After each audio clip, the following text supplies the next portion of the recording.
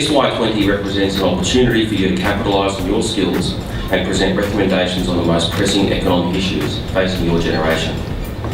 Ahead of the G20 Leaders Summit in November, Sherpas, finance deputies and other engagement groups have been briefed on your priorities by members of the Australian Planning Group and the Australian Delegation.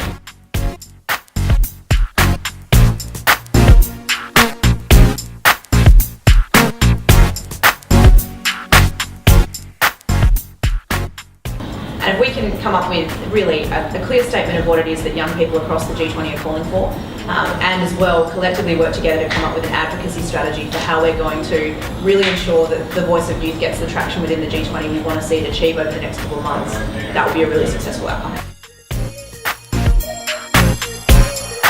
Our government is very keen to promote that. Actually, our government is having so many new clauses, new policies that push people to start up their businesses. So we are hoping to see the increase in the entrepreneurship, especially the young people and women as well. It's very hard because first of all, there's no equality in Indonesia. Like there is, but it's not in an extent that it needs to be refined again. Where there's still lots of youth who are unemployed, who do not have the right accesses or the just accesses to many job opportunities, because there are people from the rural areas of Indonesia, there are people from the city centers, and also different approaches from the private and the public sector. So we need to really find decision-making processes that really represents youth from various different backgrounds and economic conditions. I think most important on unemployment and access to education.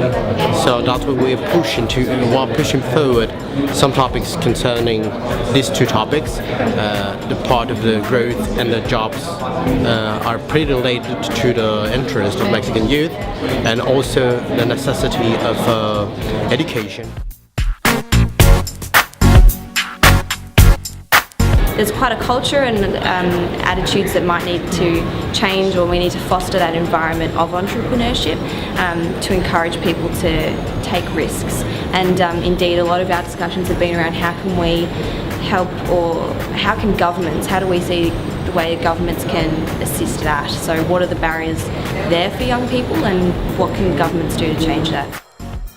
We're lucky enough in our Australian delegation to have Lockie, who is a young entrepreneur himself. So something we're really pushing for is making it easier for young people to become entrepreneurs, removing some of the restrictions around how that's done, looking at ways for young people to fund their ideas, and really promoting that as a really viable source of employment. We want people to try, young people to be encouraged to start to think outside the box and think about ways that they can turn their life passions into work.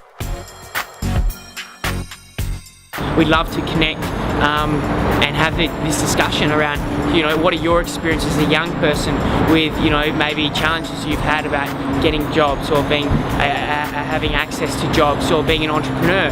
What are the inhibitors to you to go out and make your ideas a reality?